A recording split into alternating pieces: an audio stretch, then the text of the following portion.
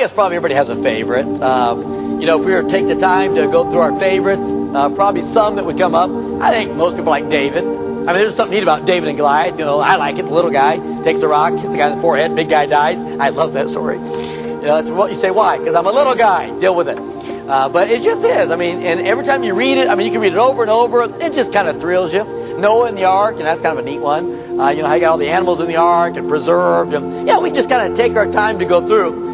But I'm guessing as we go through favorite Bible stories, I'm guessing some that probably won't be there. One that I'm guessing that came to my mind of a Bible story that probably wouldn't be there as a favorite is the story of Job. When was the last time you heard someone say, "Woo, man, my favorite Bible story, Job"? Man, I just love the suffering part. You know what I'm saying? That just good stuff. Really, come on. Nobody lists Job as their favorite Bible study. Now, if it is your favorite Bible study, if you'll come into the office, we'll have a counseling session and we'll straighten you out.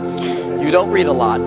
But seriously, you just don't, because as soon as I say Job, one thing comes to mind. I'm sorry, suffering.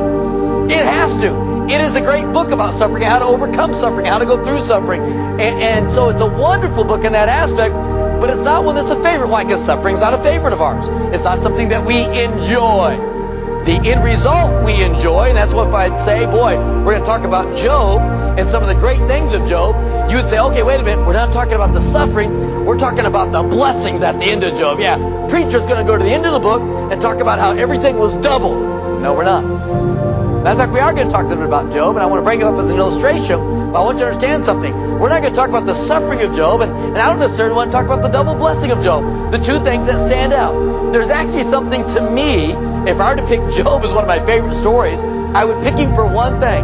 Job chapter 1. Turn back with me, if you would, real quick. Job chapter 1. It wouldn't be the suffering, I can guarantee that, and although I understand suffering grows us and we learn from it, I don't enjoy it. And although the double blessings is a great thing, many people were blessed in great ways in the Old Testament and New Testament. But there's something intriguing that you see just in the life of Job. In Job chapter 1, there's a story that takes place. And if we take the time, in verse 6, it says, "Now there was a day when the sons of God came to present themselves before the Lord, and Satan came also among them. And the Lord said unto Satan, Whence comest thou? Then Satan answered the Lord and said, Well, from going to and fro in the earth, and from walking up and down in it. And the Lord said unto Satan," now look at this, "Hast thou considered my servant Job, that there is none like him in the earth, a perfect and an upright man, one that feareth God and escheweth evil?" I'm thinking, wow. Man, I know we think of Job, we think of the suffering, the boils, the loss that's getting ready to take place right now, and all that takes place, and we think, man, that was horrible. But wait a minute. Before you ever get to that, there's a scene that takes place that is amazing.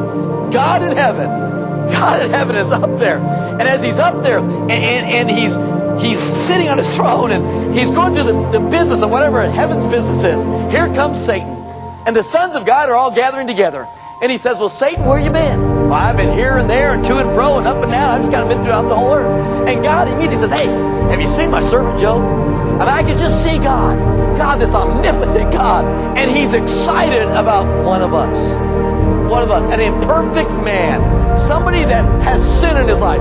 And God's excited, says, "Hey, did you consider him? He's perfect, he's upright, he hates evil. Did you consider him?" And you know the story, Satan pops up and says, "Yeah, well, he just likes you because of all the good things you do." So God says, "Well, I'll tell you what, I don't believe that's true." He allows him to go and destroy everything. You come to chapter 2, and you see once again Satan going to and fro. Verse 3, "The Lord said to Satan, Hast thou considered my servant Job? That once again there is none like him in the earth, a perfect and an upright man." He just lost his family. He just lost all of his stuff. And now once again Satan comes before God, and God says, "Hey, guess what? Have you considered Job?" You go to the last verse of chapter 1. He sinned not against God.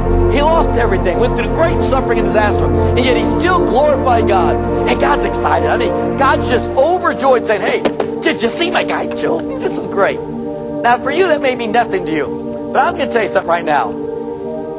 For that moment, if I could change places with Job, what a joy that would be. To think that the God of heaven